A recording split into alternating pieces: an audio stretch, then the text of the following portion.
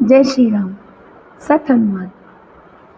श्री रामचरितमानस में इस समय हम अयोध्या कांड में महाराज दशरथ के देहावसान का प्रसंग पढ़ रहे हैं।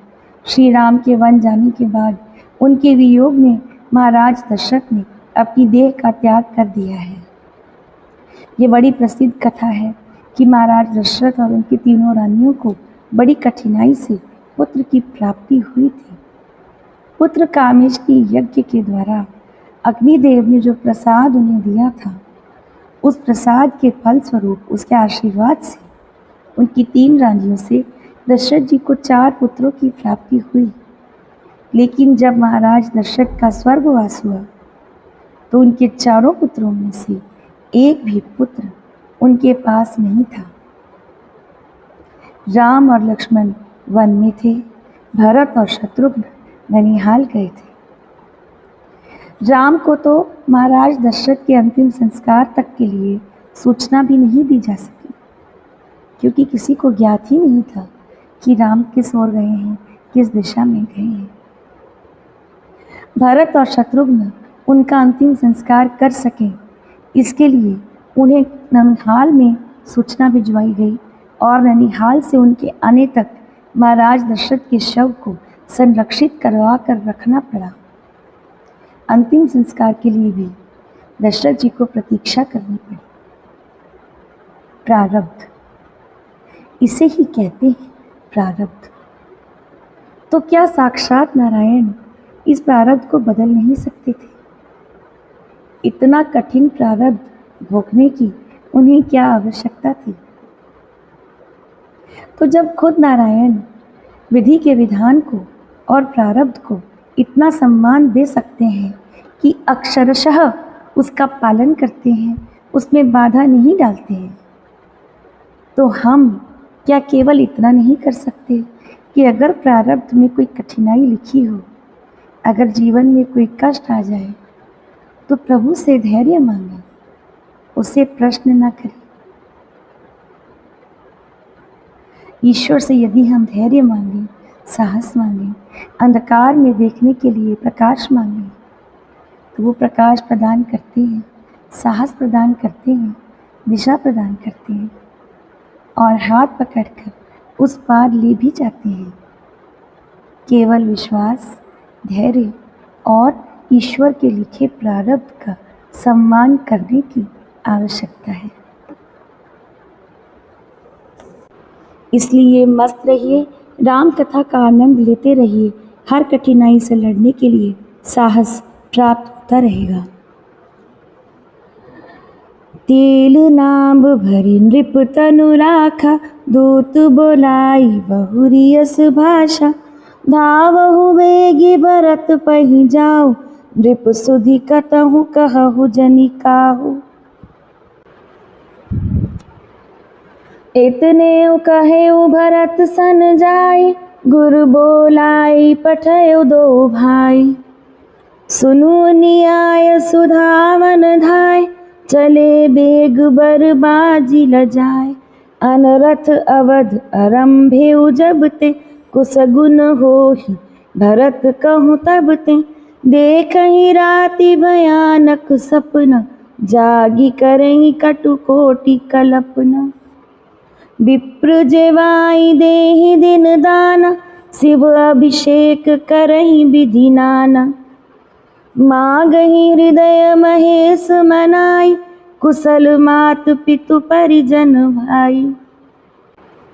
एहि विधि सोचत भरत मन, धावन पहुँचे आई। गुर अनुशासन श्रवण सुनि, चले गणेश मनाई। सियावर राम जय जय राम, मेरे प्रभु राम जय जय राम। कुलगुरु वशिष्ठ जी ने नाव में तेल भरवाकर राजा के शरीर को उसमें रखवा दिया। फिर दूतों को बुलवाकर उनसे ऐसा कहा, तुम लोग जल्दी दौड़कर भरत के पास जाओ, राजा की मृत्यु का समाचार कहो, कहीं किसी से ना कहना। जाकर भरत से केवल इतना कहना कि दोनों भाइयों को गुरुजी ने बुलवा भेजा है। मुनि की आज्ञा सुनकर धावन यानी दूत दौड़ पड़े। वे अपने वेग से उत्तम घोड़ों को भी लजाते हुए। जब से अयोध्या में अनर्थ प्रारंभ हुआ तभी से भरत को अपशकुन होने लगे। वे रात को भयंकर स्वप्न देखते थे और जागने पर उन स्वप्नों के कारण अनेकों प्रकार की बुरी बुरी कल्पनाएं किया करते थे। इस प्रकार अपशकुनों के कारण भरत का मन क्लांत हो रहा था और अनिष्ट की शांति के लिए वे प्रतिदिन ब्राह्मणों को भोजन कराकर दान देते थे। अनेकों विधियों से रुद्राभिषेक करते थे।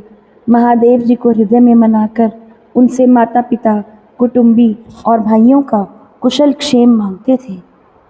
भरत जी इस प्रकार मन में चिंता कर रहे थे कि दूत आ पहुँचे। गुरु की आज्ञा कानों से सुनते ही वे गणेश जी को मनाकर चल पड़े। चले समीर बेग है यहाँ के, नाघत सरित सैल बन बाके, हृदय सोच बड़ कछु न सोहाई, अस जा नहीं जिय जाऊं उड़ाई। एक निमेष बरस समझाई, एहि विधि भरत नगर नियराई, असगुन होहि नगर पैठारा, रटहि कुभांति कुखेत करारा।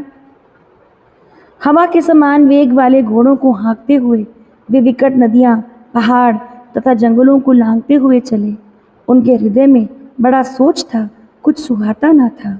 अर्थात वे चिंतित थे, किंतु कुछ समझ में नहीं आ रहा था, कुछ अच्छा भी नहीं लग रहा था। मन में ऐसा सोचते थे कि काश उड़कर अयोध्या पहुंच जाएं। एक एक निमेष अर्थात पलकों को झपकाने में जितना समय लगता है उसे निमेष कहते हैं। एक एक निमेष वर्ष के समान बीत रहा था। इस प्रकार भरत जी नगर के निकट पहुँचे। नगर में प्रवेश करते समय अपशकुन होने लगे।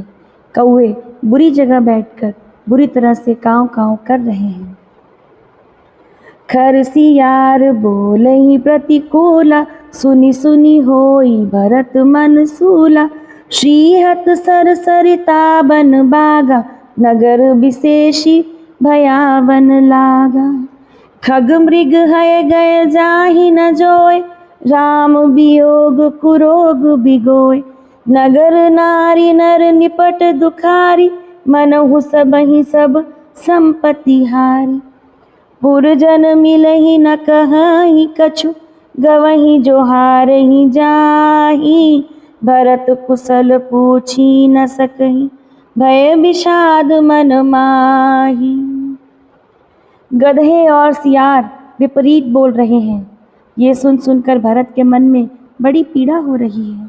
तालाब, नदी, वन, बगीचे सब शोभाहीन लग रहे हैं। नगर बहुत ही भयानक लग रहा है। श्री राम जी के वियोग रूपी बुरे रोग से सताए हुए पक्षी, पशु, घोड़े, हाथी ऐसे दुखी हैं कि देखे नहीं जाते। नगर के स्त्री पुरुष अत्यंत दुखी हैं, मानो सब अपनी अपनी सारी संपत्ति हार बैठे हों। नगर के लोग मिलते हैं पर कुछ कहते नहीं।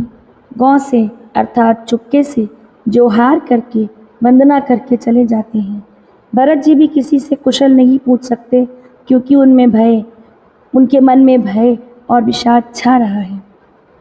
हाट बाट नहीं जाई निहारी, जनुपुर दह दिसि लागी दवारी, आवत सुत सुनि कैकय नंदिनी, हर्षि रवि कुल जल रुह चंदिनी। सजी आरती मुदित उठी धाई, द्वार ही भेटी भवन लेई आई, भरत दुखित परिवार निहारा, मानहु तुहिन बनज बनु मारा। कैकेयी हर्षित एहि भांति, मनहु मुदित दवलाई की राती, सुत ही ससोच देखी मन मारे, पूछती नैहर कुशल हमारे। बाजार और रास्ते देखे नहीं जाते, मानो नगर में दसों दिशाओं में दावाग्नि लगी है। पुत्र को आते सुनकर सूर्य कुल रूपी कमल के लिए चांदनी रूप कैकेयी बड़ी हर्षित हुई। वो आरती सजाकर आनंद में भरकर उठी और दरवाजे पर ही मिलकर भरत शत्रुघ्न को महल में ले आई। भरत ने सारे परिवार को दुखी देखा, मानो कमलों के वन को पाला मार गया हो।